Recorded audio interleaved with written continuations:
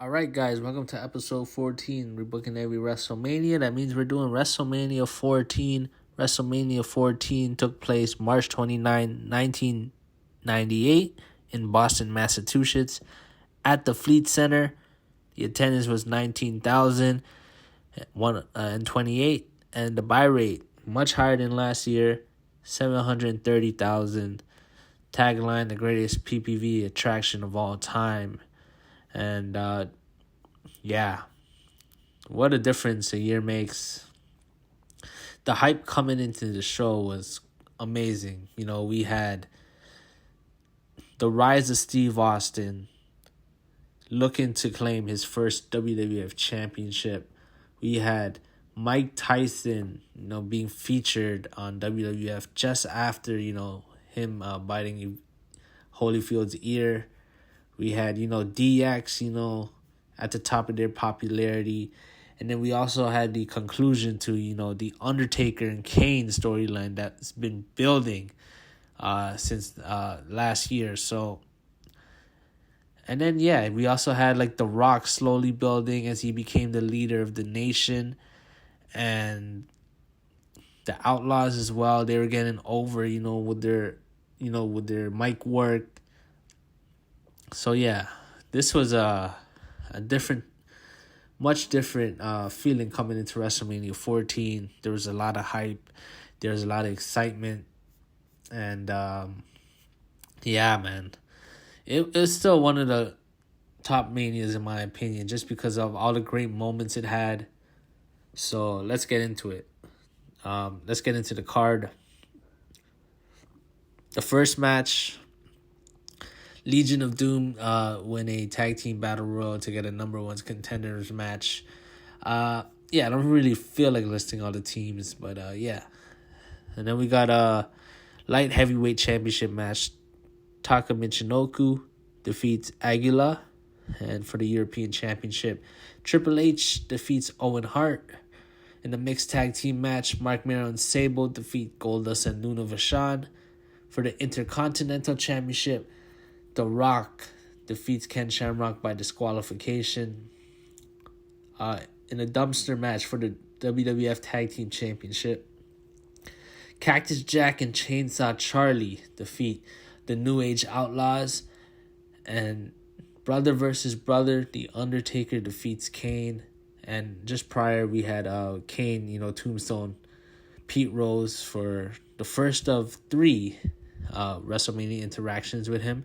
And then the main event, WWF Championship, Special Enforcer Mike Tyson, Steve Austin defeats Shawn Michaels. And there's a lot also coming into this match as well. You got to remember, Austin, he still had neck issues because it was only last year's SummerSlam when Owen power drived him. And then Shawn's back, in the Royal Rumble casket match, he hurts it. And if both men were 100% healthy, this match probably could have been an all-time.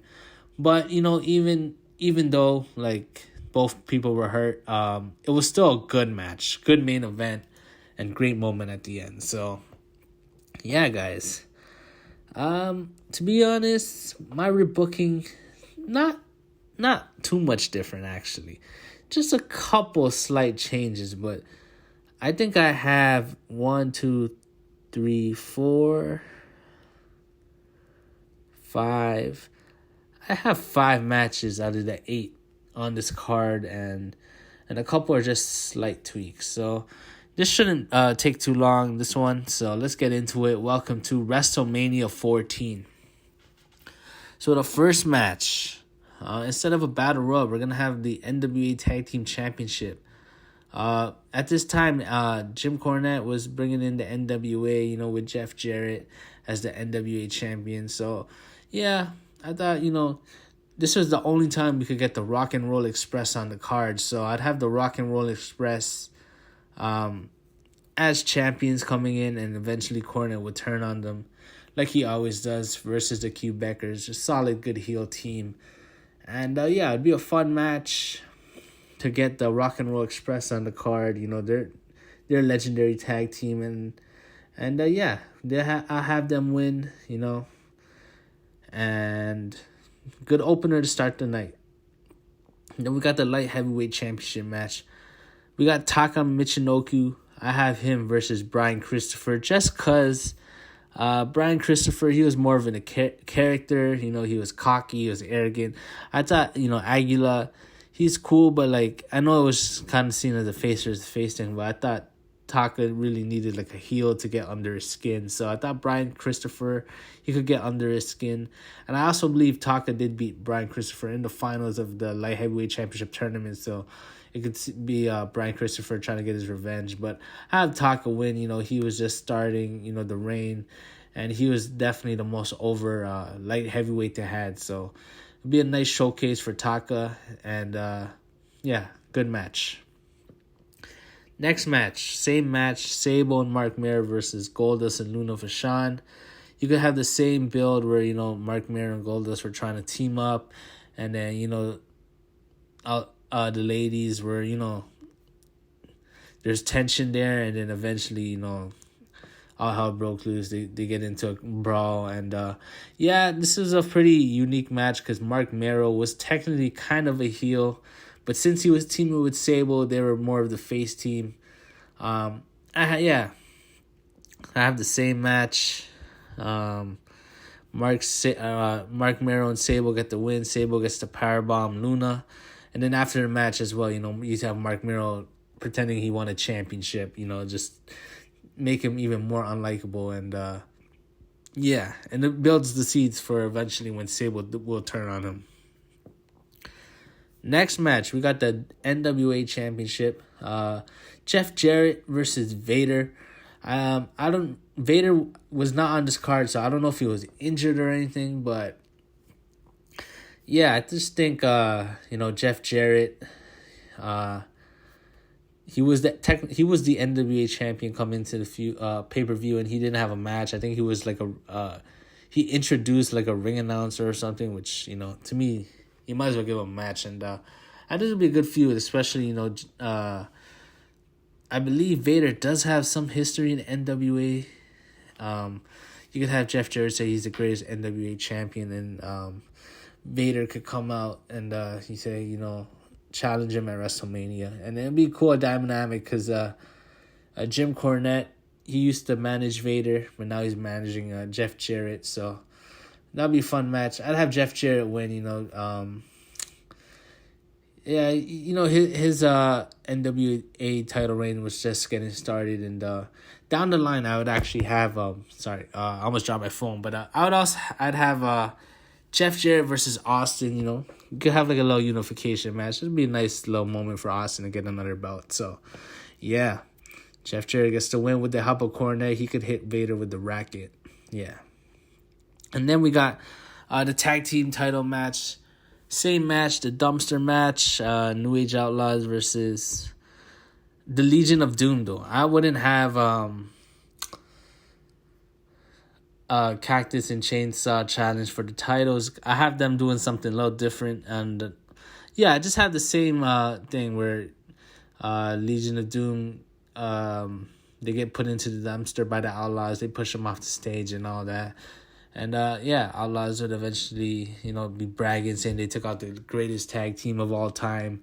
Now they're the greatest tag team of all time. And the Legion of Doom could eventually return and make the challenge for Mania. So, it'd be a good match. And I actually have the Outlaws retain because, they were the newer, fresher team. Legion of Doom, they were slowly getting phased out.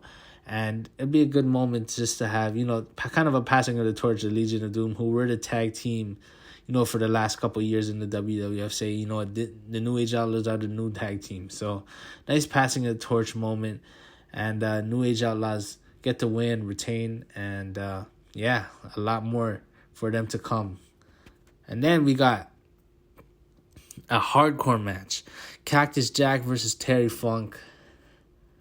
Instead of having them as a tag team, I'd have them as opponents. I think these two, have great chemistry as opponents, number one. And number two, they could have great hardcore matches. And, start the feud. I'd actually have them, at the Rumble. Terry Funk could eliminate Cactus Jack. And at No Way Out, they could challenge the Outlaws and have, Cactus accidentally hit Terry Funk, causing the Outlaws to win. And then, they could just, a lot of tensions being built. And then Cactus makes a challenge. He says, me and you at WrestleMania in a hardcore match. And they shake their hands. But after they shake hands, they start brawling. It'd be a cool match. Face versus face match. Brutal match. And I'd actually give Cactus the win because he's slowly established himself in the main event picture. And eventually he would turn heel after this and become Dude Love and work for Vince. So, you got to give Cactus the win just so, he has the momentum when he feuds with Austin. And then we got European Championship match. Triple H versus Owen Hart.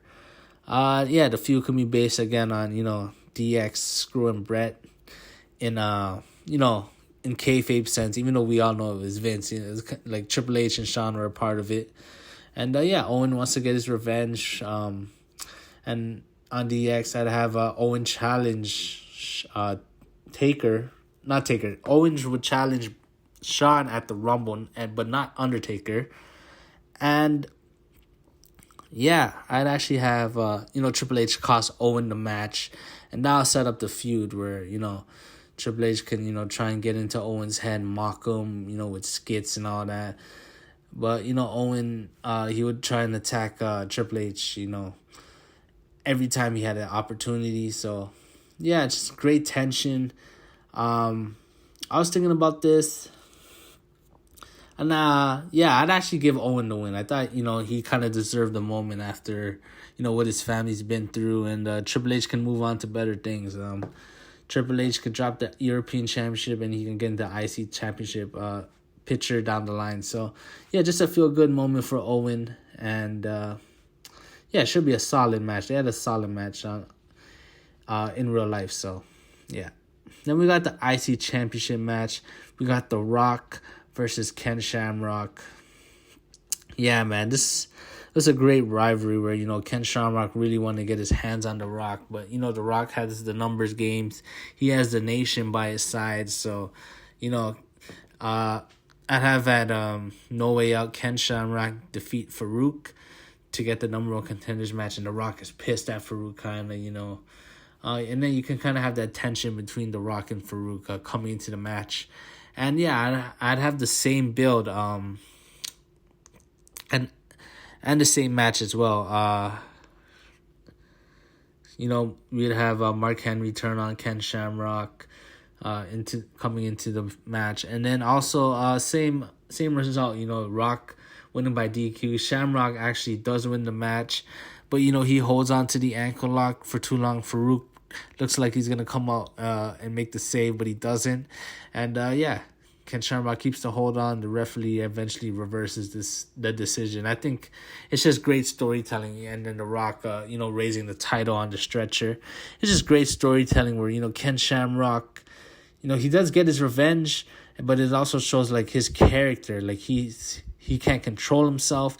And it's also ironic that Farouk, by not helping The Rock, actually helped him keep the title, which is quite ironic. And then, The Rock he can still be arrogant because technically he did retain. So, I thought, I'd just give them more time, on the real card. They only had 4 minutes and 50 seconds. I'd give them probably like 8 to 10 minutes. I think that it'd be a much better match. And then we got The Undertaker versus Kane. Brother versus brother. What more can I say? Same feud, same match. The only tweak I'd have is, since I'd have Owen challenging Shawn at the Rumble, I'd have actually Undertaker challenge The Rock for the IC title in the casket match. And then the Nation, again, they can jump in. Kane can pretend to help. And then Kane eventually turns on Undertaker, chokeslams in the casket, puts it on fire. And Undertaker can make his return. And they can have the crazy pyrotechnics show where, Kane's trying to, burn him and all that. Undertaker with the pyro trying to get Kane. So, pretty cool match. Pretty great build. And the match was, like I said, the match was pretty good. It's probably one of Taker's best matches coming into it. And this is definitely their best match together. Much better than Mania 20, much better than, anything in 2010 or that awful SummerSlam 2000 match as well. So, yeah, this was before, the feud got stale, and this was when everything was fresh, and you actually didn't know if Kane would win.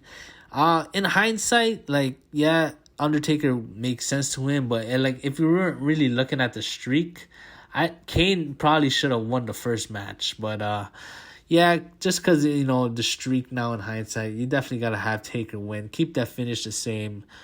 Takes 3 tombstones to take out Kane and win the match. And, before the match, Kane attacks Pete Rose. A fun moment, and, you got to keep that as well.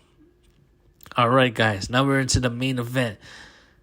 The Heartbreak Kid Shawn Michaels versus the Texas Rattlesnake Stone Cold Steve Austin, with Mike Tyson as special enforcer. Again, same feud. Austin wins the Rumble. Michaels retains against Owen.